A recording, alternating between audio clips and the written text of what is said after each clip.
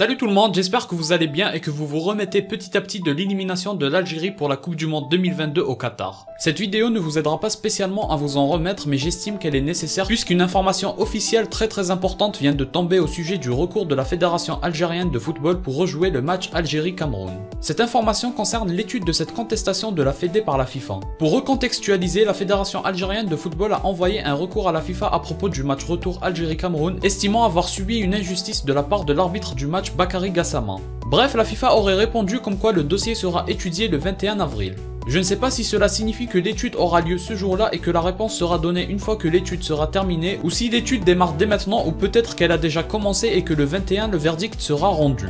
En tout cas, peu importe le temps que ça prendra, c'est déjà très bien que la FIFA ait répondu et qu'elle compte étudier le dossier. Personnellement, je préfère éviter d'avoir de faux espoirs, mais ça reste quand même une bonne nouvelle. Il y avait beaucoup de chances que la contestation soit tout simplement ignorée ou que la réponse soit négative sans aucun effort de la FIFA. Maintenant, la question à se poser, c'est est-ce qu'on a la garantie que la FIFA va étudier bien comme il faut le dossier? Et ça, on ne le sait pas vraiment. Il y a des relations au sein de la FIFA ou du monde du foot qui peuvent avoir leur rôle à jouer dans ces cas-là, mais il faut se rendre à l'évidence que les fautes d'arbitrage du match ne suffiront pas à le faire rejouer. Oui, sur le premier but, il y a une faute évidente d'un joueur camerounais qui pousse Mendy. C'est indiscutable et ça change le cours du match. Il n'est pas question d'être subjectif ou objectif sur ce point-là en particulier. L'arbitre fait une faute très grave qui a une influence trop importante sur le match et le pire c'est qu'il ne consulte même pas la VAR. Des rumeurs disent que la VAR aurait annulé le but, mais pour des problèmes techniques, le but a été validé pour ne pas perdre trop de temps à attendre la décision de la VAR. Par contre, je pense que c'est la seule erreur claire et nette dans laquelle il n'y a pas de débat. Je suis d'accord avec vous si vous vous dites que c'est déjà suffisant puisque ça bouleverse tout le match. Mais l'historique de la VAR montre que c'est des choses qui arrivent assez souvent dans des matchs sans pour autant qu'ils ne soient rejoués.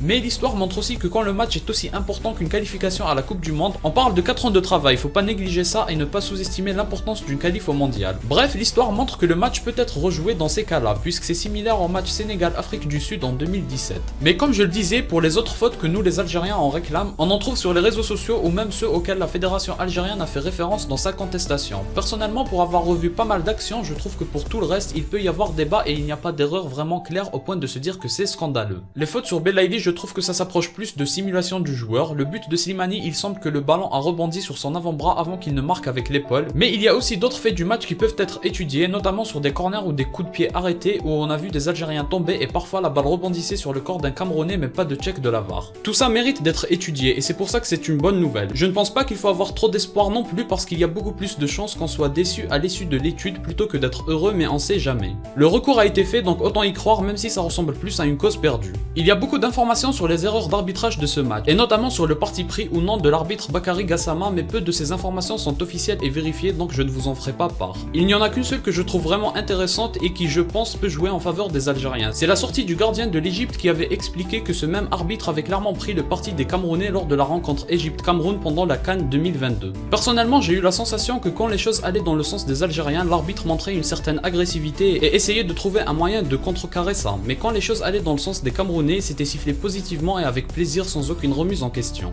Et la preuve, c'est le check VAR sur le but des Algériens mais pas sur le but des Camerounais. En tout cas, le dossier est vraiment très compliqué à gérer, il y en a qui soutiennent l'arbitre et il y en a qui estiment que l'Algérie a subi une injustice. C'est très difficile de prévoir la décision de la FIFA, donc tout ce qu'on peut faire c'est espérer que ça passe et l'idéal c'est qu'il y ait des preuves de corruption parce que sinon je vois mal la FIFA décider de refaire le match pour des fautes d'arbitrage. Surtout que ces fautes, le monde entier ne considère pas forcément que ce sont des fautes. Je termine en félicitant les Camerounais pour leur match, même si nous Algériens on considère qu'il y a eu des injustices, ça enlève pas le mérite aux Camerounais d'avoir réalisé ce qu'ils ont fait et ce n'est pas rien. Il ne faut pas opposer les deux réflexions. On peut considérer qu'il y a eu des injustices tout en respectant le travail des Camerounais. L'un n'empêche pas l'autre et c'est pas mauvais perdant de dire qu'il y a eu des injustices. Peu importe les raisons, c'est plutôt de la mauvaise foi de nier qu'il y a eu une faute évidente sur le premier but camerounais. Revoyez l'action d'un point de vue objectif et vous ne pourrez qu'être d'accord sur le fait qu'il y a faute. En tout cas, on espère que le 21 avril sera une date qui rendra le sourire au peuple algérien, sinon c'est pas trop grave, je pense que la majorité commence déjà à se remettre petit à petit de ce traumatisme. Moi je vous dis à la prochaine, portez-vous bien.